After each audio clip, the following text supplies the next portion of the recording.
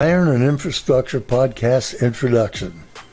The podcast that ties together fitness and construction, shifting the industry narrative and giving insight on how to become a business owner while living life under the bar, weightlifting, personal development, the infrastructure industry, and how to merge the two worlds to achieve prosperity. Now introducing your host, Jacob Emery. All stand and applaud, please. This episode is brought to you by R&R Pipeline, an infrastructure company. Our purpose? Enhancing America's infrastructure with a safety-driven, integrity-led culture that provides an environment for team members to grow and thrive. What up, everyone? Oh, okay, Danny. Welcome to another episode of the Roundtable. Corey G is out today, so we are filling in, and we got a special guest, Jake Emery, the CEO of Lang Pipe, correct? Pipe master. Yeah, the pipe master. Pipe laying. Yeah, but No, it's in the background. Keep going.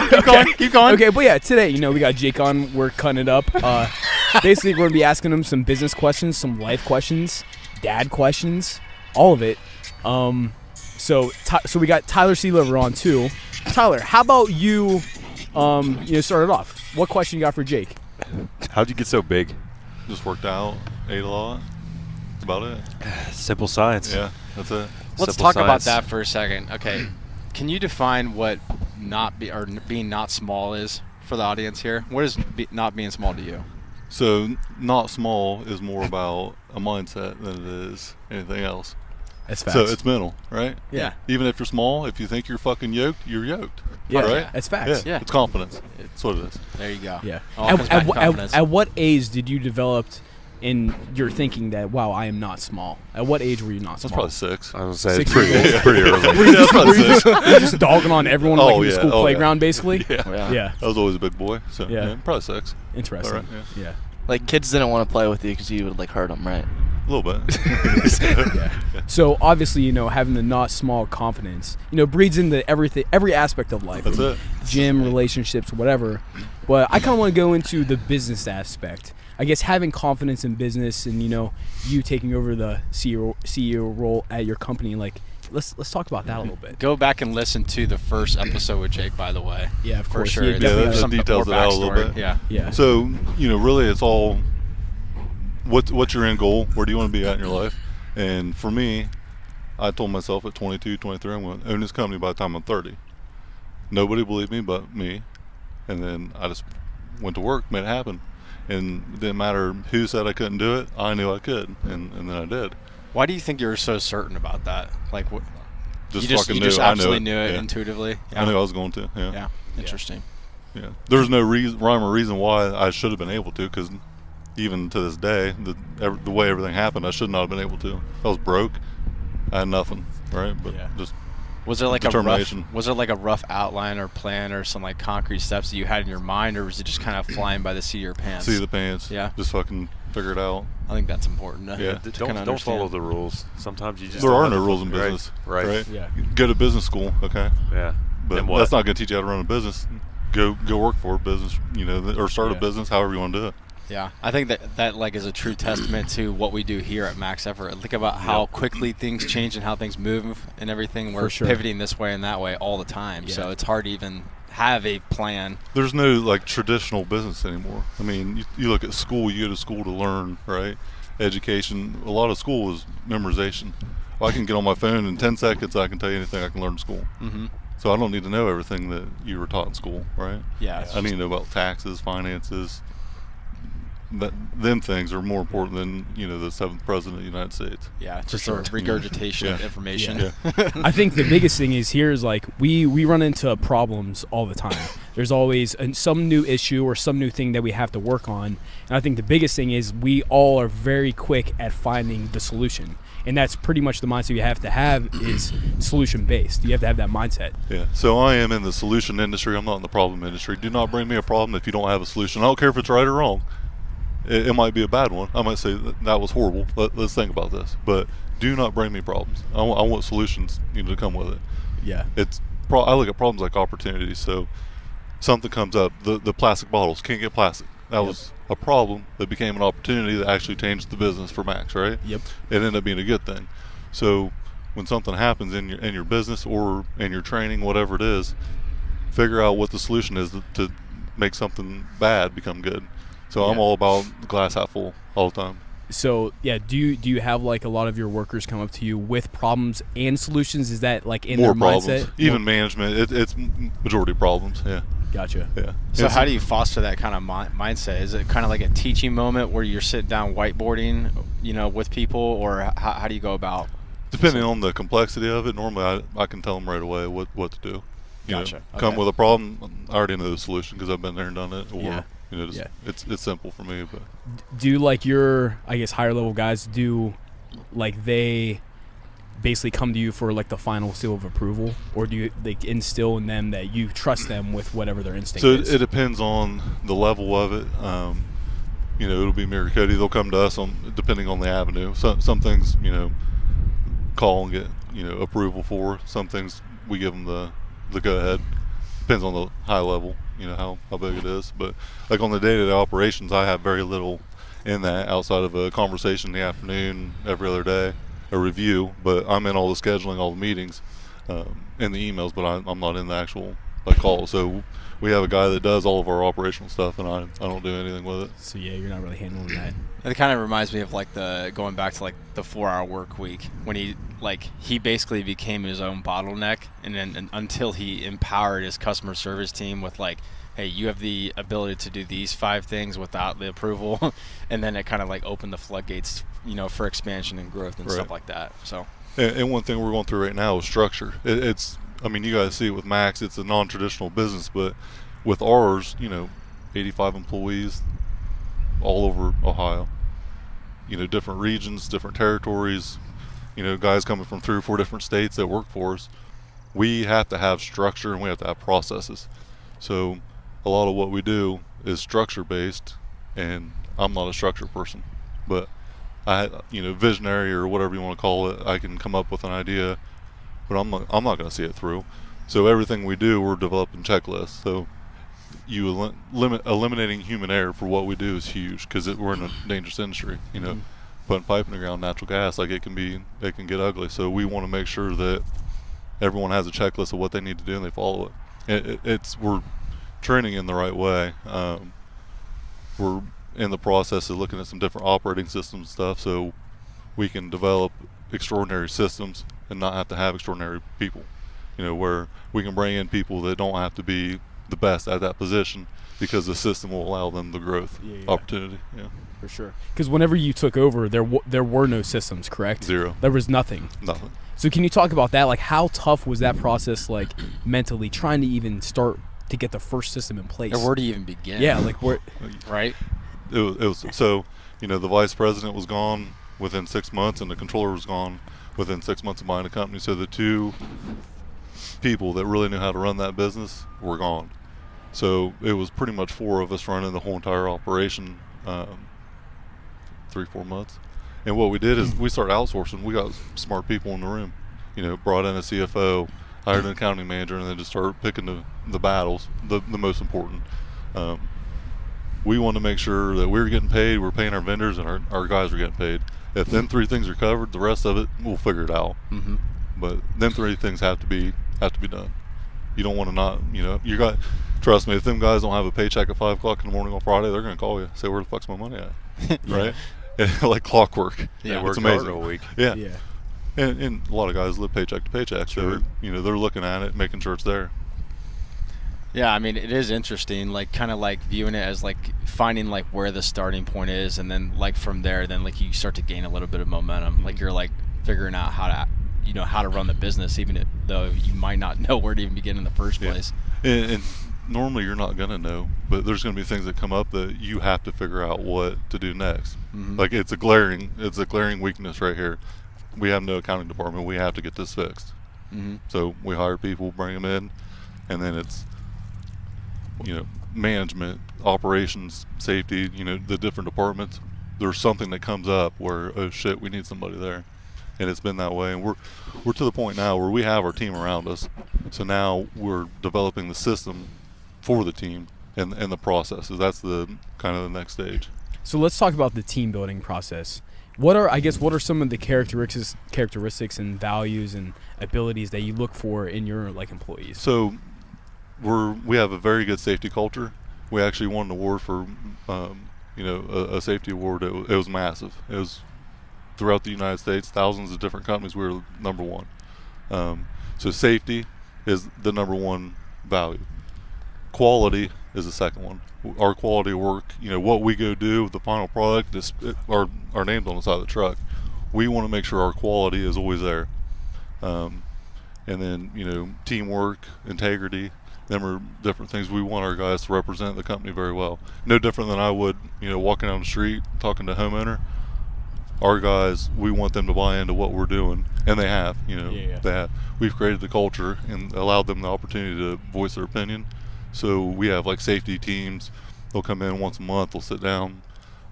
It'll be anybody. So it could be a guy that just started, a guy that's been there 10 years. And they'll sit down and go through different issues they see, discuss it, and then have an action plan moving forward of what to do next. So letting everyone's voice be heard is huge. Let everyone have their opinion, have their input. It helps a ton. I think it's great that you keep that in place. Mm-hmm. Have to. Yeah, it's huge for the culture. Because it's not about me. It's not about the management. It's about the guys out in the field. So what are we doing to help them be more successful? Because we have to help them. Well, and if that happens, it's kind of it's a revolving door. Everything keeps moving then, because then if you have those systems and it helps your people and you serve your people, well, then they serve the company at large, which serves everybody, right? Mm-hmm. So it's maybe just like a cycle, and make sure those things are in place. And if so, the machine will take care of everything, right? Yeah. If it's set up right. Me and Cody have a non-traditional thought process. So we tell people, technically you work for us, but we're here to help you. So what can we do to support you to make you better at your job? So, and we tell people that all the time. How can I help you out? And people that have worked for corporate companies or been other places are like, what the hell are you talking about? Right. I'm supposed to be doing this for you. And I'm like, no. We want to help you out because we want you to excel. So we don't have to do that position. We don't want to be the operations manager. We have bigger aspirations than being that management. So we want to support them the best we can. Interesting. Yeah. So I guess on the flip side, what's some of the things that you see that you're like, oh nope, that's a big no, you're out. And what?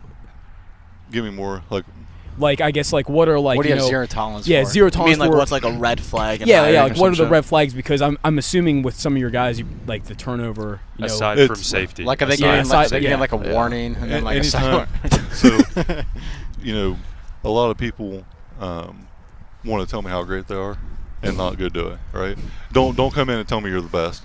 Go show me you're the best. Don't tell me how great you are, what you can do.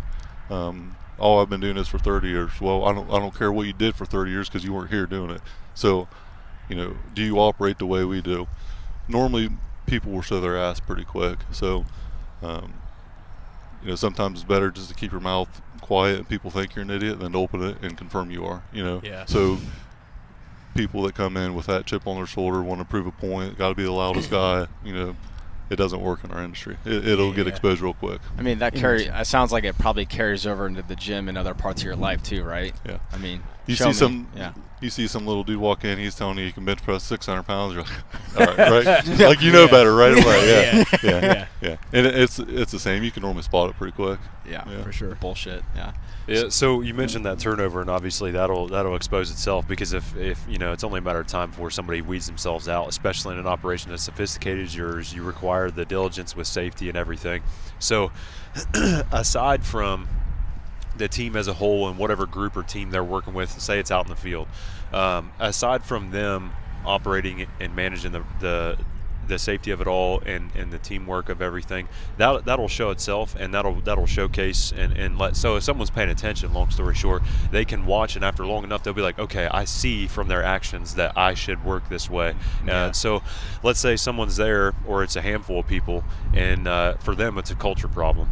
So you think that they've been there for long enough to where they haven't been weeded out yet, so they're still there, so they haven't turned themselves over, but they're just not catching on, and they're not, or even if it's consciously, they're not working in like the rest of the team is showcasing and they should be. How do you convey that culture and uphold that standard of operation? So we do, like we do employee evaluation. So like our foremen will do, they got a crew of 4 guys. They'll do an evaluation on everyone on that crew.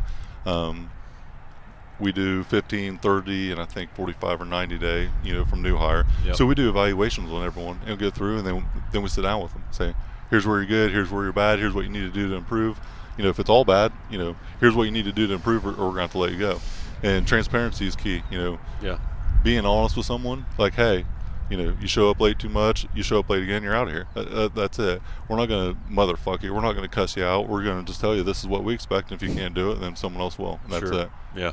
So the employee evaluations, we just implemented that last year, and that was a big thing for us to see where everyone's at, and then every tier of management gets an evaluation done on them. Different timelines, but me and Cody might do one on our operations guy. He might do one on a different manager that's working under him, like an area supervisor, and then project managers will do foremans and just down the line. Yeah. And that really lets us know what the temperature of the room is. For the guys, especially new hires. Sure. 'Cause you never know who you're getting. Yeah, absolutely. So I guess one more question for me real quick to piggyback on that. So you mentioned the evaluation and feedback for at the management level. That might be a little bit different. Do you approach that differently, and do you have to approach that differently than maybe your field guys? Yeah, definitely. So the management has a lot more insight on the big picture. So they know where we're going, what we're doing, but we have to hold them to a higher standard also. So the questioning and the way we approach that is a lot different. It's more complex, and it's more in depth about the future of the business and where we're heading.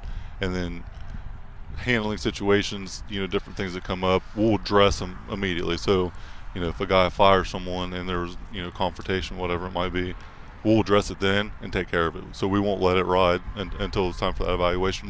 We'll handle it on the spot. Got it. So, management is a lot different animal. Understood. For sure. Yeah. Interesting. Trey, what are you thinking over there?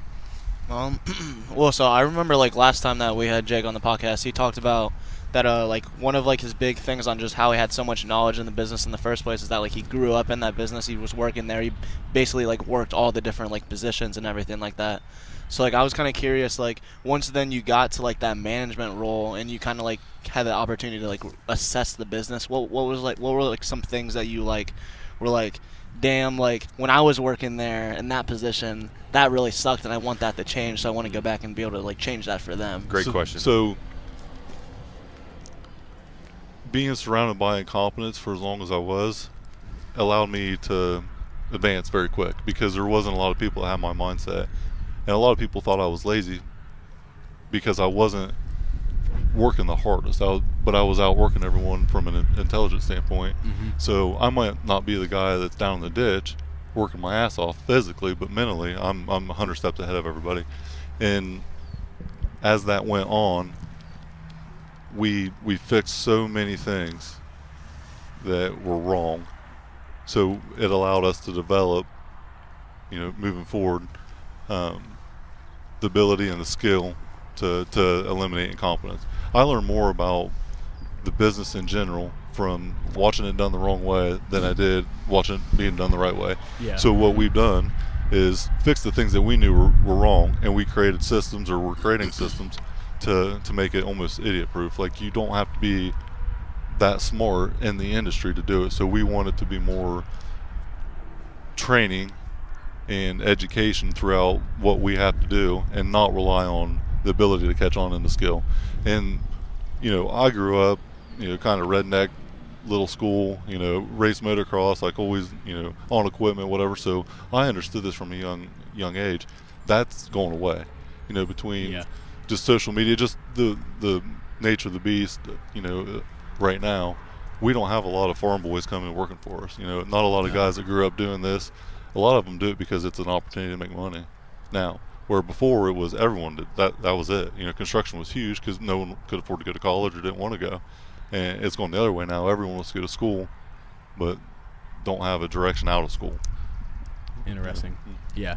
I mean, I would say for most of us, like me, Tyler, and Trey, we started out as basically free interns. And I think us basically learning the ins and outs of just product fulfillment here at Max helped us then, now we're in these higher positions, understand more of what the business requires, what it needs, and the opportunities to basically build the systems to make things better. Right. So always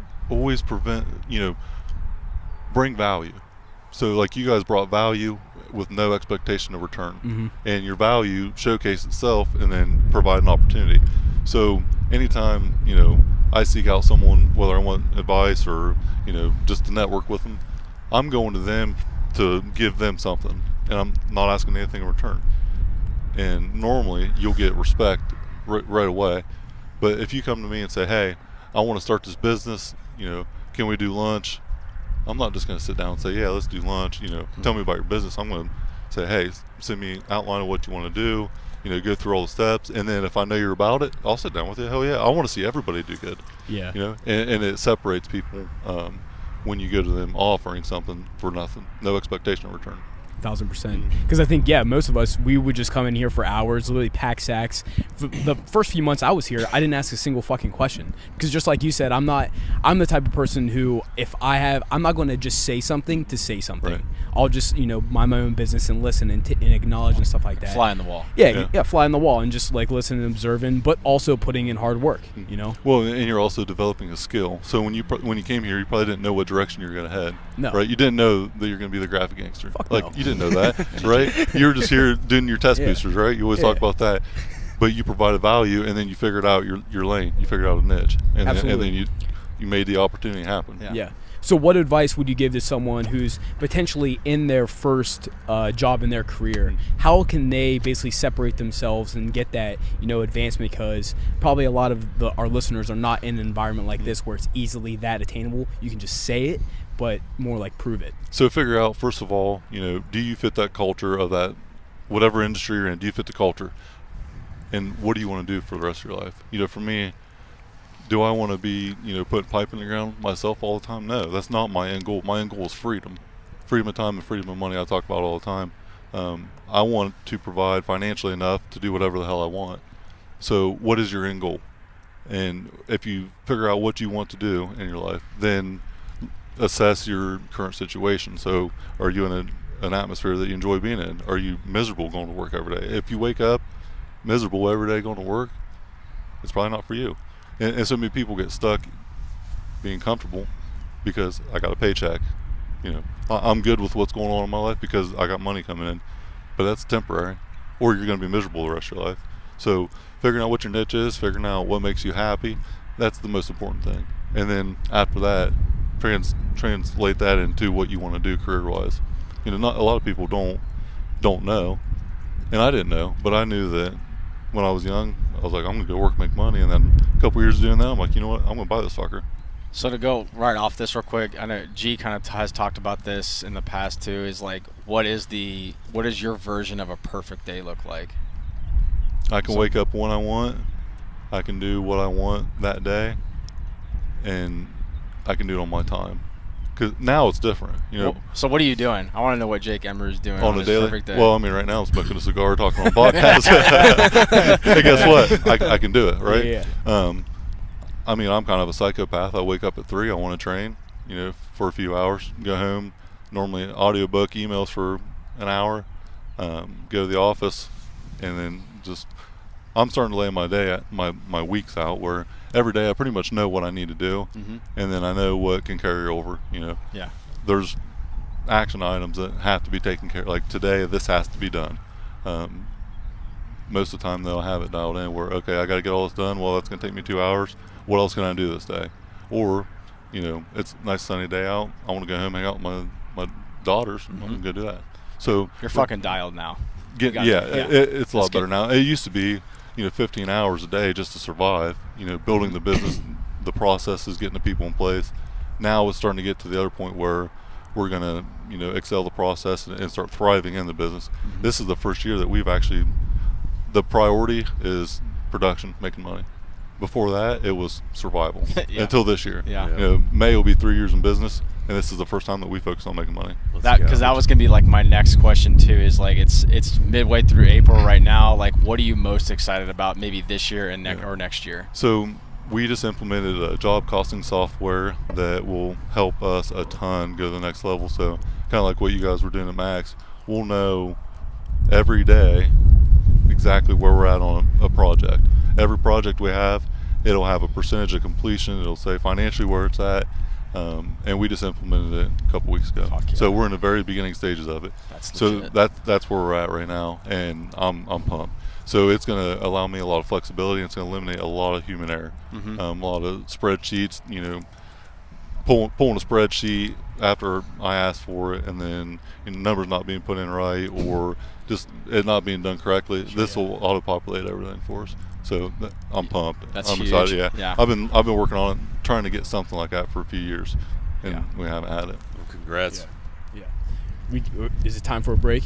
All right, time for a break. I think we're going to get the Director of Sports Performance, Tyler Trevay, on again. And maybe, should we do another segment of the Danny Ask Question? Yeah, sure. Okay. All right. See you after the break. Break time.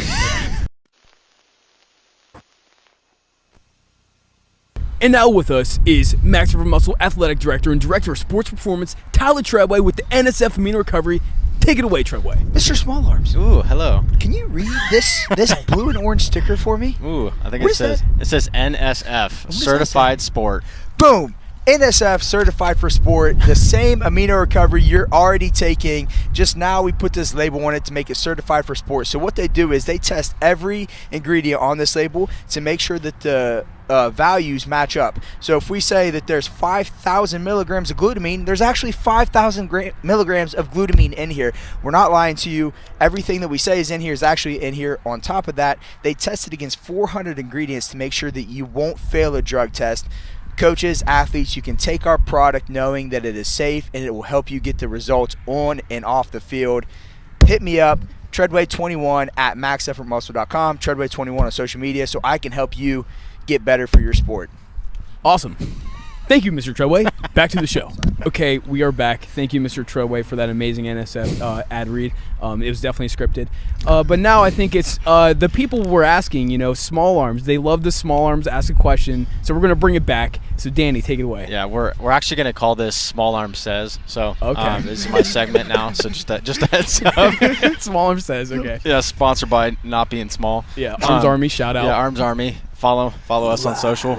Maybe you'll get featured. Tag us in your arm pics, dude. Tag us Flex in your arm Friday. pic. DM. I don't even know where I was gonna go with that. All right. Well, it's Flex Friday today. Obviously, I mean Jake's choking the bicep already. So, Yep. we're gonna go ahead and collectively go one by one and see what is your go-to bicep superset. If you got 100 reps only, what are you doing for those 100 reps? Jeez. All right, Tyler, take it away. Dude, I think maybe it's amateur. I'm sure Jake will tell me if so. Probably just cable curls, because you want to do inside, outside, in the middle. Do you want it lowest angle? Do you want to bump it up? You can do it quick. There's a lot of versatility there. That's what she said. Yeah, Interesting. come on. Quickie. Every single thing he said. Yeah. Do like how's the pump? Had If to. you had to rate the pump for cable curls, what's on a scale of pumpness? What do you give it? Shit, for me, juicy out of 10. Okay. Okay, breaks the scale. Okay. 6 or 9. Yeah, dude. Nice. Plus one. No, cable. Yeah, cables is like probably one of my favorites. Oh, too. that's so good. Yeah. Anyway, So 100 reps, Yeah. You got 100 reps, Trey. 100 reps, then a 50 rep progression. Fuck. That's Ooh. exactly where I was gonna go. Regular- Yeah, you got me. I like the regular curl and the hammer curl. I think that has always been like an amazing fucking bicep finisher in my opinion. That's what. But Jack likes, other too. than that though, one other one is I fucking love just like 100 rep just straight bicep curl, just the barbell, like not having you can't set it down though. You know what I mean? One set just Trey, fucking repping them out. we had the same exact one. Literally. Yeah, that I rep remember the opener with the 100 Yeah. empty Yep. bar. Yeah. Yeah. I thought remember my doing arms that. I were remember literally doing that gonna in fucking high explode. school and get sacked. Yeah. Fucking wet. So I'm gonna go old school, chin ups. Okay. Serious bicep pump, and then on the preacher curl bar, and then taking the towel and fighting against the towel, having a person yeah, on the that's a bottom. good one. That's old school. I love that Yeah. shit. I could totally see you just sitting there just kissing your biceps as you go. Oh, yeah, through- making love to him Yeah. the whole time. Absolutely. Inside the Yeah. bicep.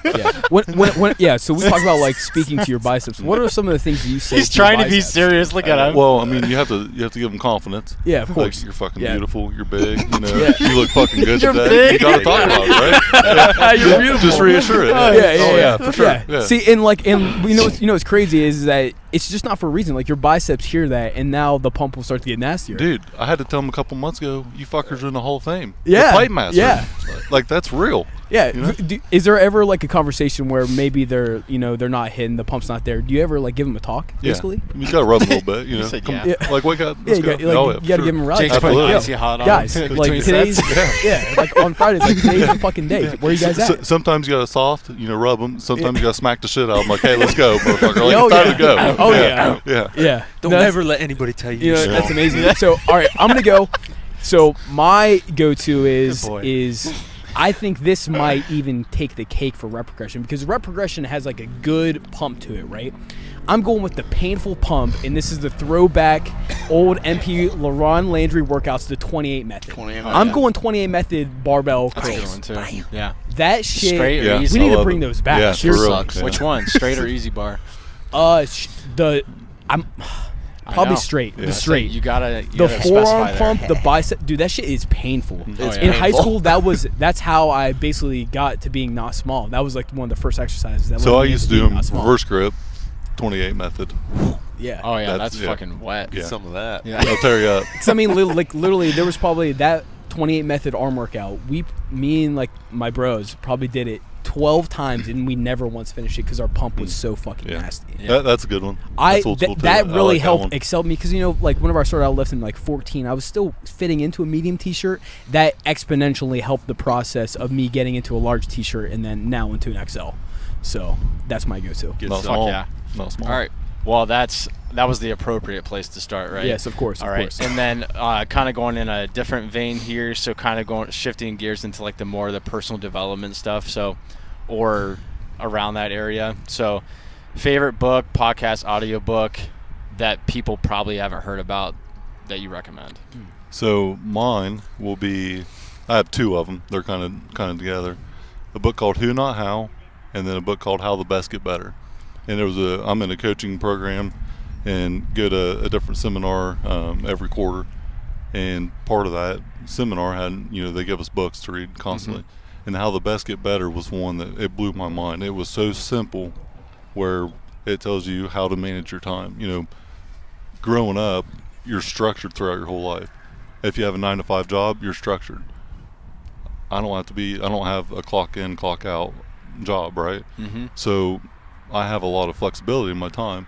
And the one thing that I realize is I need structure in my life. I have to create it for myself now because no one else is creating it for me.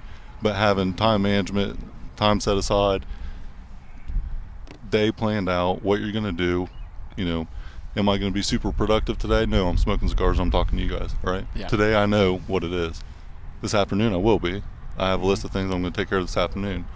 Monday, I'm 12 hours of production. It's going to be laid out.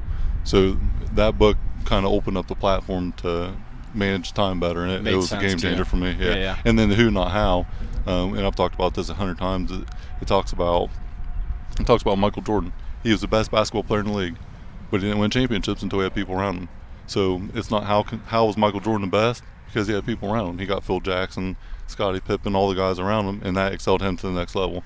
And that's how we are. I'm not the best, but I want to have everyone around me to help me excel to my next level and excel them, and that was huge.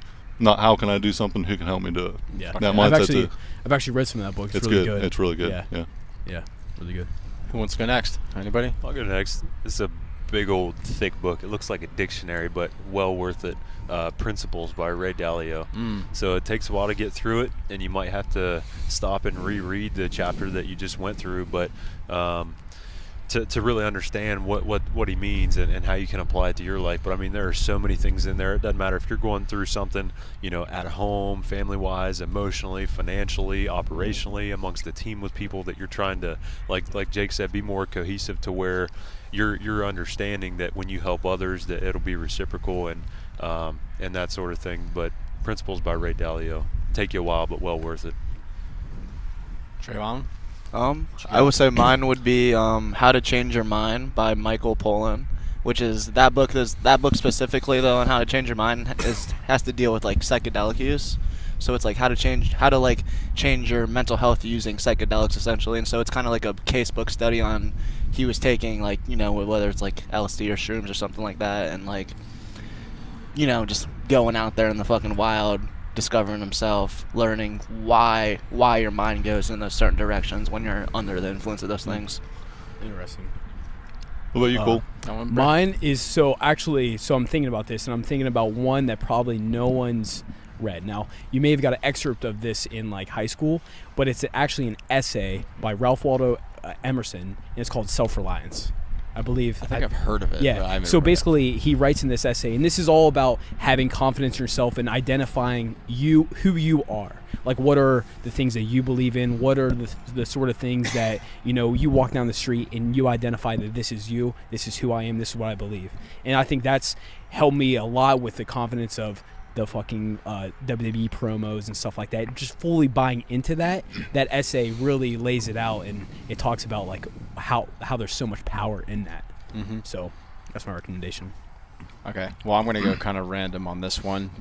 One of them is called The Power of Myth.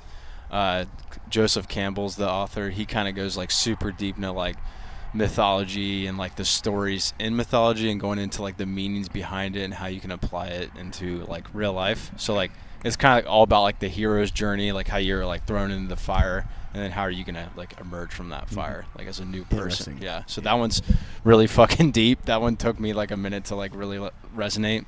And then another one is let's see, because I'm kind of going like sci-fi here for a minute. Okay. God damn it, hold on. Someone talk for a second. I gotta remember the title. Yeah, we'll fill the air, no problem. One like storybook that I've been reading, which it's called The Old Man and the Sea. Have you ever heard of it? So it's basically it's literally like a fictional story about this old man, just him out in the ocean fishing, and he just talks about all these life things that he wish he would have done, that he thinks about like he can still do, and all this stuff like that. And he's just trying to catch the biggest fish in the world, and he ends up catching it, but he can't reel it in. And it just talks about that entire like process. It's a good self-reflection like thought sort of book. All right, so the series, it's a 5-book series. He's writing the 6th book right now. If you need to like a little like mental checkout, you want to go into like a fantasy world or whatever, it's called Red Rising. So it kind of like is this like society of like you have like the golds are at the top, the reds are at the bottom, and each class of people have their own specific jobs or whatever. And then it's pretty much all about like the reds like basically overthrowing the golds the whole time. Okay. So it's fucking brutal. That's the one you were telling me about, isn't it? Yeah, it's unbelievable. I'm about to start listening on audio, but that one probably will become a series or a movie or something like that for sure. So. Oh yeah. Sick. Yeah, another question? That's it, bro. That was it? Yeah. Yeah. Fuck yeah. Two's good. Well, here. I want to, since we're talking about books and stuff and you go into sci-fi, I want to know what's everyone's like favorite like superhero movie or creative movie like that and why. So what's yours, Danny? Well, I thought of Marvel instantly. Yeah. I love Iron Man. The first Iron Man, just because like Tony Stark, and I feel like that's like Robert Downey in real life. Do you feel like you're Iron Man? Obviously. Yeah.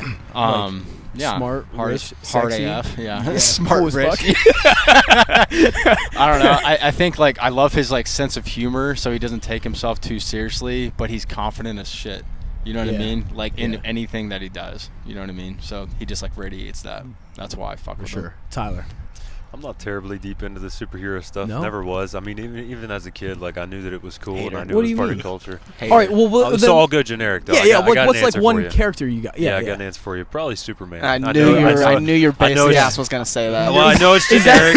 I know it's generic. I know I it's just basic love it. ass That's on for his Jay. chest. Yeah. But it's funny though because I mean it's very it's outrageous, right? He can lift up and hold the weight of the world when he's when it's And 1 stone and he's done for though. right. Yeah, but I just thought it was funny the aspect though that he can do that, but then he goes right back to his journalist job and he puts on a pair of glasses and combs his hair and no one understands that that's him. You know what I mean? It's like understanding how can you do that in essence and blend and be in both spots. You know what I mean? You don't always have to be recognized and everyone falling over you. You know what I mean? Absolutely. Do you also feel like Incognito. you also see yourself whenever he dresses up in the suit with the glasses and stuff like that? I just think of C.T. Fletcher calling him Superman from Compton. Oh, okay. You know what I Okay. mean? Yeah, that's it. And he has a cat. Badass Nice. Superman from Compton has a cat. That's what he said. I just thought that was cool. Shout out CT. Anyway, Trayvon. So similar to Tyler's, I like Batman. I like Bruce Wayne though for the same reasons because he's like fucking multi-billionaire and then he just goes back and just does like business and shit. Fuck with that. But I would say my favorite movie though is kind of cliche, but I would say like the Batman Dark Knight. I mean, it's fucking amazing. I mean, like, I don't think anybody can argue with that one. No, absolutely. No, that's a staple for sure. Yeah. So I'm Batman and Superman both, basically because I'm not small. Guns. Pipes. Yeah.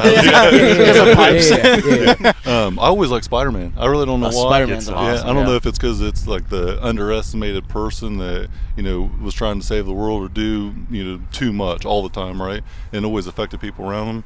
And then he excelled and he ended up doing everything that he sought out to do. And I don't know if I always kind of latched onto that. But me and my daughter watch Spider-Man all the time. She absolutely loves it. Loves it. That's great. We probably watched that new one that just came out. I don't know, 100 times already. Yeah. That one's really good. Yeah, it was good. I liked it. Oh, yeah. I would say, I'm gonna have to go OG along with Batman. Now, I respect Bruce Wayne. I like the Batman. Actually, every paper in high school that I wrote, I used Batman because of just the character dynamic and all that Sweat. stuff. Huge inspiration. But I'm gonna go not Batman, but in the Batman universe, Bane. Bane's my biggest Get some, inspiration. baby. it's not Yeah. surprising. Dude lived in darkness, Traps. just fucking grinded, and then he had his revolution he was trying to happen. I respect that. The And- League of Shadows. Yeah, he's fucking yoked. He's dark, and he's just straight up like on it. He's on edge. Ocean dark. So that's like my. I like it. Yeah. Yeah, I like that. Yeah. Most underrated Batman character though is Nightwing. Who? Nightwing is like fucking badass. Yeah. So badass. Just a badass superhero. Yeah. Also, you guys need to watch Peacemaker on HBO. It's like he's like supposed to be a villain, but he's not a villain. It's kind of a weird dynamic, but it's John Cena, and it's awesome. Gotcha. It's awesome. So highly recommend recommended check it. that out. It's good. Yeah, I think this is good. All right, this has been the Roundtable Podcast with co-hosts of the leader of the Arms Army, Small Arms Danny, special guest Tyler C. Lover, Trey Speed, and not small Jake Pipe Master. Memory, Pipe Master, CEO of Laying Pipe. Roundtable Podcast. We are out. This episode is brought to you by Max Effort Muscle. For all your supplement needs, go to maxeffortmuscle.com.